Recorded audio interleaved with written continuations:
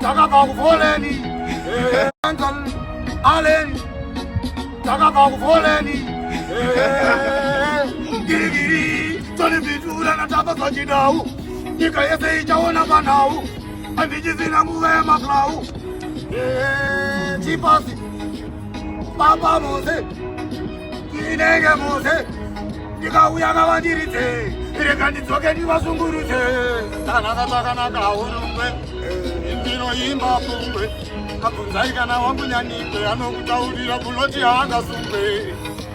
Pakudiwa upgrade, nyaya ingori ponyaye upgrade. Tatsoka, vese vatizaona upgrade. Pakuda upgrade, yakura ndakusika upgrade. Ndakachinja level, aiwandisirepo, nyaya ingori ponye upgrade. Ataurire mumwe wangu tabu.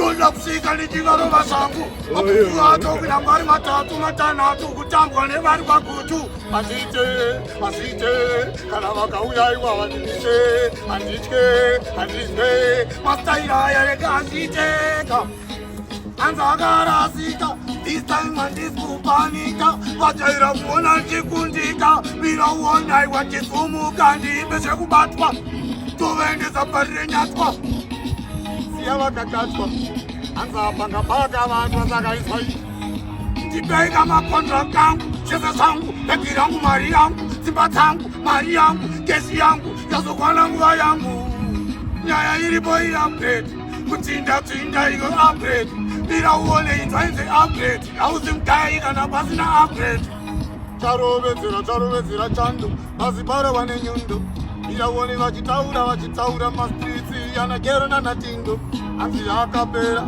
asine life andisi kunyara Mastaira yandina kusara Karogani maka, vanokwara, kava utsa Tijifura mantandi, irawone ndiri wa mwari Laboratori chaenda kumberi, bidikuti, mberi kwekuseri Nyaya ingori iya i-upgrade Upenyu unoda upgrade Tasichinje upgrade Wakulirira ita upgrade Nyaya ngoripo i-upgrade Upenyu wangu pauda upgrade Saka chinja iye upgrade Palivaka sotungamirira ne-upgrade Asachinja, nakachinja mastaira nechinja Ndova chinja, andova rika Aiwa ndakwidza makwidza Sandaita kudhara Mapata nangu ndamavhura Siya zvakashata ndakazvivhara Kauni nini ndagara Vamwe vakatuti Asi, masasi Muklas, chaita pass. Kiri, real, one up.